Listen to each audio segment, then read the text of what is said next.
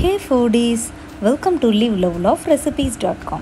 இன்றைக்கி நம்ம சேனலில் நம்ம பார்க்க போகிற ரெசிபி என்னென்னு பார்த்திங்கன்னா ரொம்பவே நெய் ததும்ப ஸ்வீட்டாக இருக்கக்கூடிய மூங் தால் ஹல்வா எப்படி செய்யலாம் அப்படின்றத இன்றைக்கி பார்க்க போகிறோம். வாங்க இது எப்படி செய்யலான்றதை பார்க்கலாம். ஃபர்ஸ்ட் நம்ம இதுக்கு மூங் தாலை இந்த மாதிரி அரை மணி நேரத்துலேருந்து 1 மணி நேரம் வரைக்கும் ஊற வச்சுக்கணும். இன்றைக்கி நான் எடுத்துருக்கிற குவான்டிட்டி பார்த்திங்கன்னா 1/2 கப் மெஷர்மெண்ட் எடுத்திருக்கேன். இதை ஒரு 3/4 மணி நேரமாக ஊற வச்சுருக்கேன். இதை நல்லா கழுவிட்டு இப்போது தண்ணியெல்லாம் வடிச்சிட்டு இந்த மாதிரி ஒரு மிக்சியில் ஆட் பண்ணிக்கலாம். ஆட் பண்ணிவிட்டு இது நம்மளோட விருப்பத்துக்கு தகுந்த மாதிரி ஒன்று கொரகொரனும் அரைச்சிக்கலாம், இல்லை அப்படின்னா ரொம்ப சாஃப்டாகவும் அரைச்சிக்கலாம். நான் இன்றைக்கி பார்த்திங்கன்னா கொஞ்சம் கொரகொரன்னு இருக்கிற மாதிரி தான் அரைச்சி எடுத்திருக்கேன். இது இந்த மாதிரி இருந்தால் தான் அந்த டெக்ஸ்சர் நம்மளுக்கு ஹல்வாவில் தெரியும், சூப்பராக இருக்கும். இப்போது இந்த மாதிரி நல்லா அரைச்சதுக்கப்புறமா ஒரு சாஸ்பேனில் 8 to 10 டேபிள் ஸ்பூன்ஸ் அளவுக்கு நெய்யை ஹீட் பண்ணிக்கோங்க. இந்த ப்ரிப்ரேஷனுக்கு நெய் ரொம்ப அவசியம். கொஞ்சம் அதிகமாக இருந்ததுனா தான் ஹல்வா நல்லா ஒட்டாமல் சூப்பராக வரும். இப்போது நெய் நல்லா கொஞ்சம் காஞ்சதுக்கப்புறமா நம்ம அரைச்சி வச்சுருந்தோம் இல்லையா மூங் தால், அதை ஆட் பண்ணிக்க போகிறோம். ஆட் பண்ணிவிட்டு இதை நல்லா கலந்து விட்டுருங்க. இப்போ மூங் தால்லாம் நம்ம நெய்யோட நல்லா இன்கார்ப்ரேட் ஆகி வரணும். அதுக்கு கொஞ்சம் டைம் எடுக்கும்.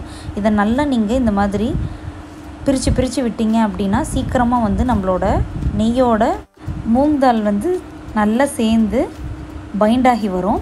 ஒரு ஃபியூ மினிட்ஸ்லேயே பார்த்தீங்க அப்படின்னா நம்ம ஆட் பண்ண நெய் எல்லாமே இந்த மூங் தால் குடிச்சிருக்கோம். ஸோ இதை ஒரு லோ மீடியம் ஃப்ளேம்லேயே வச்சு குக் பண்ணணும். இப்போ பார்த்திங்கன்னா எல்லாம் நல்லா பிரிஞ்சு சூப்பராக வந்துருச்சு பார்த்திங்களா. ஒரு 10 to 15 மினிட்ஸ் இதே மாதிரியே குக் பண்ணிகிட்டே இருந்தீங்க அப்படின்னா நம்மளோட நெய் எல்லாம் நல்லா இந்த மூங் தாலில் இழுத்துக்கும். இப்போ நம்ம சர்க்கரை பாகு செய்யணும். இப்போ அதில் எந்த அளவுக்கு நம்ம மூங் தால் எடுத்துருக்கோமோ அதே அளவுக்கு சர்க்கரை எடுத்துக்கிட்டால் தான் கரெக்டாக இருக்கும். ஸோ 1/2 கப் சர்க்கரை எடுத்துகிட்டு அதில் 1/2 கப் தண்ணி ஊற்றிட்டு கொஞ்சமாக ஃப்ளேவரிங்காக சாஃப்ரனும் காடமம் பவுடரும் ஆட் பண்ணி எல்லாத்தையும் நல்லா கலந்துடலாம். இதுக்கு கம்பி பதெல்லாம் வரணும்னு அவசியம் இல்லை. சுகர் நல்லா தண்ணியோட மிக்ஸ் ஆகிட்டாலே போதுமானதாக இருக்கும். இப்போது நம்மளோட சுகர் சிரப் ரெடி ஆகிடுச்சு. இதை எடுத்து ஒரு ஓரமாக வச்சிடலாம். மறுபடியும் நம்ம மூங் தால் ஹல்வா எப்படி இருக்குன்னு பார்க்கலாம் வாங்க. இப்போ பார்த்திங்கன்னா இந்தாண்ட பக்கம் நம்ம மூங் தாலும் நல்லா குக் ஆகிடுச்சு. அதோட ரா ஸ்மெல் எல்லாமே போயிடுச்சு. இந்த சமயத்தில் நம்ம பால் ஆட் பண்ணிக்கலாம். நீங்கள் ஃபுல் க்ரீம் மில்க் யூஸ் பண்ணாலும் சரி, இல்லைனா லோ ஃபேட் மில்க் யூஸ் பண்ணாலும் சரி, எந்த மில்க் வேணாலும் இதுக்கு நீங்கள் பயன்படுத்திக்கலாம். 1/2 கப் மில்க் ஆட் பண்ணிவிட்டு கூடவே 1/2 கப் அளவுக்கு தண்ணியும் ஆட் பண்ணிவிட்டு இதை நல்லா கலந்து விட்டுறலாம். இதை ஃபுல்லாகவே நீங்கள் பாலில் செய்கிற மாதிரி இருந்தாலும் செய்யலாம். ரொம்ப டேஸ்டியாக க்ரீமியாக வரும். இப்போ இதெல்லாம் நல்லா கலந்து விட்டுட்டு இந்த மாதிரி மூடி வச்சு குக் பண்ணுங்கள். மூடி வச்சு குக் பண்ணாலும் அப்பப்போ ஓப்பன் பண்ணிகிட்டே இருங்க. இப்போ பார்த்திங்கன்னா நம்ம ஹல்வா ஒரு நல்ல பதத்துக்கு வந்துடுச்சு. இதை நல்லா மேஷ் பண்ணி விட்டுருங்க. கரண்டியை வச்சு நல்லா மேஷ் பண்ணி விட்டுட்டே இருங்க. இந்த மாதிரி எல்லாமே நல்லா மேஷ் ஆகி வரும்போது மறுபடியும் மூடி வச்சு குக் பண்ணலாம். இது நல்லா ஹல்வா எண்ணெய் பிரிஞ்சு வரணும். இருக்கிற எண்ணெயெல்லாம் குடிச்சிட்டு மறுபடியும் அந்த எண்ணெய்லாம் பிரிஞ்சு வரும்போது தான் நம்மளோட ஹல்வா ரெடி ஆகும்.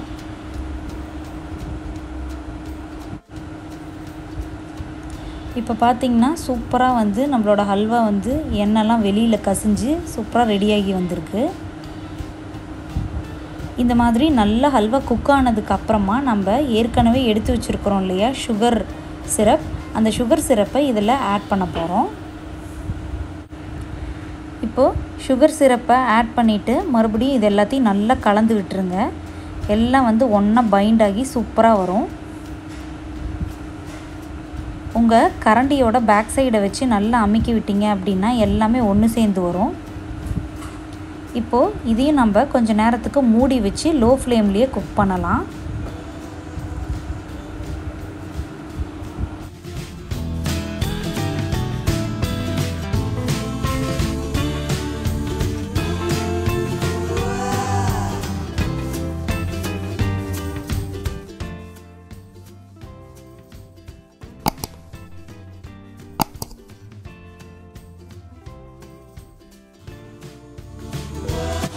இப்போது இதில் கொஞ்சமாக நம்ம நெய்யில் ஃப்ரை பண்ணி வச்சுருக்கிற நட்ஸை ஆட் பண்ணிக்கலாம்.